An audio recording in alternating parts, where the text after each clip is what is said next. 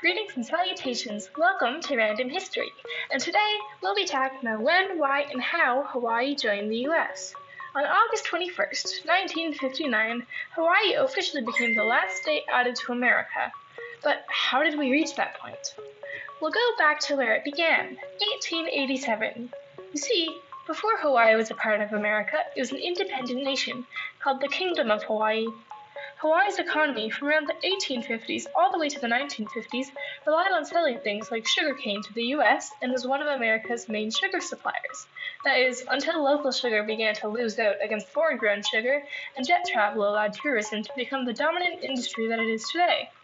Now, in 1887, the US President and the Hawaiian King were meeting to renew the Reciprocity Treaty, a trade deal between Hawaii and America originally proposed in 1875.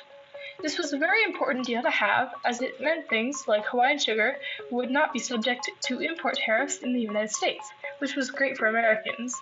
When the treaty came up for renegotiation and renewal, the U.S. wanted what was then known as the Pearl River Lagoon as a coaling station for Navy warships. Give me the Pearl River Lagoon. I want to put my ships there. This was a nonsensical thing to say. Nuh-uh. Oh, dang it. So they went home for the day. They met for multiple days trying to work out a deal. But meanwhile, there was a group of American businessmen who made a lot of money selling Hawaiian sugar. Buy my sugar! No, mine! No, mine! They began to get concerned that the treaty would not get renewed, and they didn't want to end up paying tariffs on the things they sold. So they did what any American would do. They took some buddies and some guns and went to the Hawaiian palace. They forced the king to agree to a new constitution for the kingdom, which was later called the Bayonet Constitution of 1889. Now, sir, you must sign this paper. If not, we will shoot. Fine. According to the Bayonet Constitution, only people with a certain amount of property or money in Hawaii could vote, which meant both a lot of Hawaiians couldn't vote and a lot more white businessmen could vote in Hawaiian Kingdom elections. The Hawaiian king was also forced to give the U.S. use of the Pearl River Lagoon, known today as Pearl Harbor, like the president had originally wanted. Yay! 3 years later, in 1891, King Kalakaua died, with his sister Liliuokalani assuming the throne as queen. Long live the queen! However, the businessmen, who at this point had taken to calling themselves the Committee of Safety, decided the only permanent solution so that the tariffs wouldn't be a concern in the future was still to get the U.S. to annex Hawaii. So, on January 14, 1893, they went back to Hawaii in an attempt to overthrow the Queen. 3 days after the coup began, the U.S. Minister John L. Stevens, who was serving as a sort of ambassador in Hawaii at the time, ordered a group of U.S. Marines to go help the committee under the pretense of protecting the Americans. All right, men, we are going to go help destroy the monarchy! Subtly. Sir, yes, sir!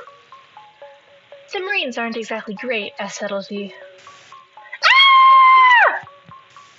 When the Marines showed up, being ordered by a member of the U.S. government, it seemed to appear that the committee had the approval and backing of the entire U.S. government.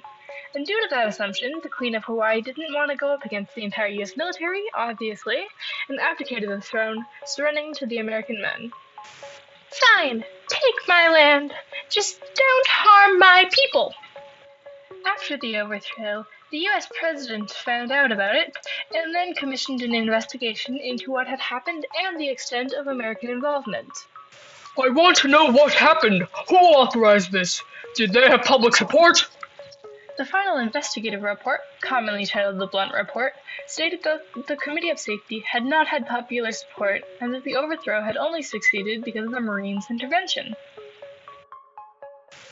Well, if this is true, the best thing we can do is restore the Queen to her throne. After reading the Blunt Report, President Cleveland wanted to begin restoring the Hawaiian Queen to her throne. However, the U.S. Senate Committee on Foreign Relations decided that they didn't like this result and launched its own investigation. Its final report, titled the Morgan Report, gave opposite results, claiming that the only party who did something wrong was the Hawaiian Queen herself. This here is complicated. I suppose we'll simply trust this report. Men, cease reinstatement efforts. He didn't question the new report, but still wasn't fully willing to agree to annex Hawaii, leaving the Senate and the President in deadlocked disagreement. Eventually, William McKinley won the 1896 election, becoming president. He supported the Senate's view and annexed Hawaii officially, despite thousands of Hawaiians protesting the annexation. Leave us alone! We don't want to be America! Another factor that likely pushed the annexation was the Spanish-American War.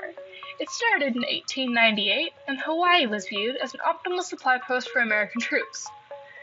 19 years later, in 1917, Queen Liliuokalani died, still holding the title of pretense, as it was called, as monarch of Hawaii. Oh no! I'm dead! Then, after 76 years, in 1993, President Bill Clinton signed the Apology Resolution, where the American government formally apologized for its part in the overthrow of Hawaii. But it was only symbolic and still did not give back any semblance of control of Hawaii, or any other actual compensation. That's good enough, I say. And indeed, that was good enough, in the government's perspective anyway. But for multiple years after this, starting in 1999, U.S. Senator Dan Akaka attempted to pass the Native Hawaiian Government Reorganization Act, more commonly referred to as the Akaka Bill. This bill provides a process to reorganize the Hawaiian governing entity, establishes the Office of Hawaiian Relations within the Department of the Interior to serve as a liaison between Hawaii and America, establishes the Native Hawaiian Integrity Coordinating Group, which will be led by the Department of the Interior, to be composed of federal officials from agencies that administer Native Hawaiian programs. Once you, my fellow senators, approve my bill, the U.S. and the state of Hawaii will be authorized to enter negotiations on transferring lands, natural resources, and other assets and the governing of those lands. The implementation of any agreements would require state and federal legislation. However, the bill didn't allow Hawaii to secede from the United States, allow private lands to be taken, authorize gaming in Hawaii, or create a reservation in Hawaii. All in favor, say aye.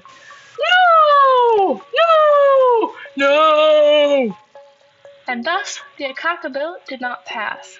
Fast forward to today, the bill even now has not passed, partially because of a lack of agreement on whether the bill presented an appropriate remedy for the events of 1893 or not. Some concerns were raised that a Native Hawaiian government could create unfair advantages or conflicts in land and resource management. People were also concerned that the definition used in the bill as to who would be eligible for the Native Hawaiian governing entity was unfairly defined by descent. Their lineage had to be traceable all the way back to Native Hawaiians before 1778. And this violated the equal protection principles in the U.S. Constitution, because it would be singling out one racial group for special treatment. Many Americans who had supported the annexation initially were worried that the bill would encourage the Hawaiian people to try for legal or political separation. The bill was last formally proposed in 2005, and discussion on its pros and cons carried on en masse until around 2010.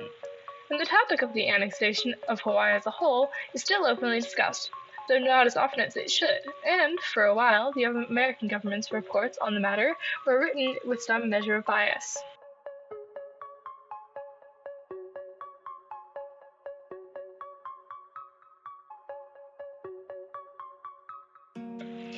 This is the end of the video now, but I'll put the links I used for research on this topic in the description below, along with a link or two to websites talking about the effect and change the Ballard Constitution and annexation of Hawaii had on the Hawaiian people and culture as a whole. Farewell and have a good day!